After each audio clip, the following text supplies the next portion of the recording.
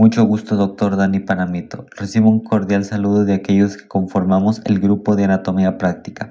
Hoy haremos una presentación acerca de la práctica que hemos realizado, para lo cual contamos con Daniela Romero, Daneli Ventimilla, Yair Peláez y Tomás Chamba como integrantes de este grupo.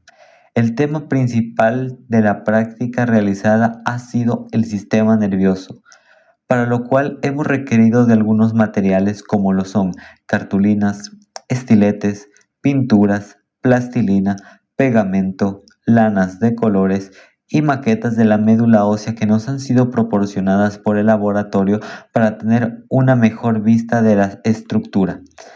A continuación, hablaremos un poco acerca de las maquetas que hemos realizado, la identificación de estructuras nerviosas y también haremos énfasis en un caso que nos ha sido entregado. Los ramos de los nervios espinales, tanto posteriores como anteriores, se originan de las raíces nerviosas, ya sea anterior o ventral en el caso de los ramos anteriores o posterior o dorsal en el caso de los ramos posteriores.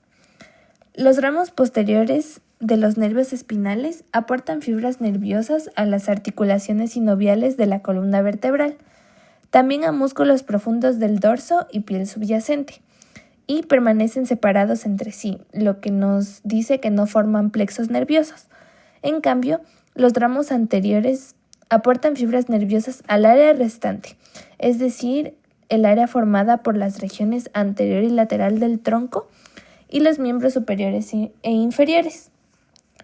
Los ramos que se distribuyen en el tronco permanecen separados, pero los que se encuentran en los miembros tanto superiores como inferiores se unen para formar plexos nerviosos somáticos, donde se entremezclan sus fibras y emergen una nueva serie de nervios periféricos multisegmentarios. Ahora vamos a hablar de los nervios espinales. Estos salen de la columna vertebral a través de los foramentos invertebrales.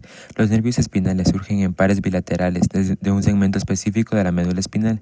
Los 31 pares de nervios se identifican con una letra y un número para designar la región de la médula espinal y su orden de superior a inferior.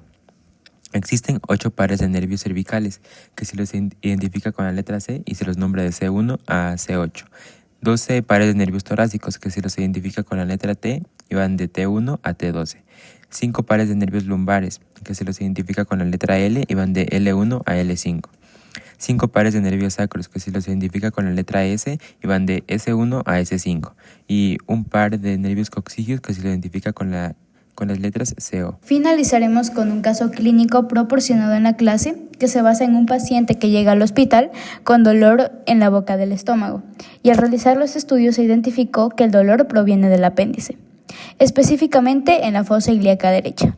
La pregunta a resolver es: ¿por qué al paciente le duele en la boca del estómago si el apéndice se ubica en un cuadrante diferente de la cavidad abdominal? Bien, se puede empezar exponiendo de forma general y para mejor entendimiento que el apéndice es una bolsa de tejido en forma de dedo, situada en la fosa ilíaca derecha, como una pequeña prolongación del intestino grueso, y las bacterias presentes en el tracto intestinal afectan al apéndice, provocando su inflamación y a su vez un dolor visceral. Previamente, cabe aclarar que en el periodo embrionario la forma y disposición de las vísceras abdominales, como la parte distal del duodeno, intestino delgado y la parte superior del intestino grueso, comienzan en la parte central del estómago. Es decir, que el estómago en el segundo mes de vida embrionaria comienza como una simple dilatación del intestino anterior, es decir, el extremo distal del esófago, el estómago y una porción del duodeno. A continuación, sufre una rotación sobre un eje longitudinal, de tal modo que la cara izquierda del estómago se hace anterior y la parte derecha se hace posterior.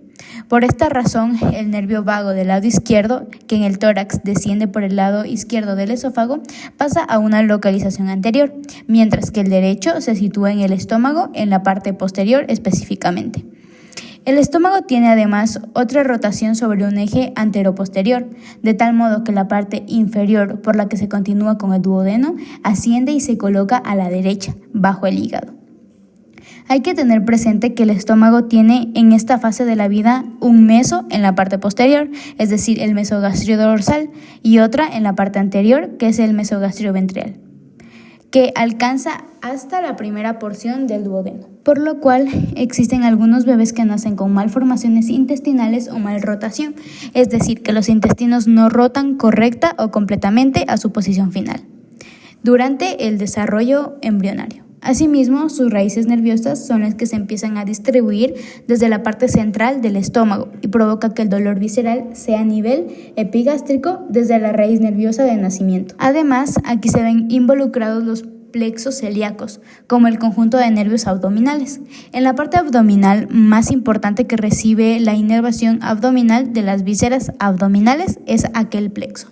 Por ello, el dolor se sitúa en la boca del estómago, que luego inerva a la fosa ilíaca derecha, en el apéndice, ya que pasa de ser un dolor visceral a un dolor somático, es decir, que el dolor proviene de la víscera y se dirige el dolor al músculo, porque ya irritó la parte muscular. Finalmente, damos gracias por su atención y esperamos que este video expositorio haya sido de su total comprensión.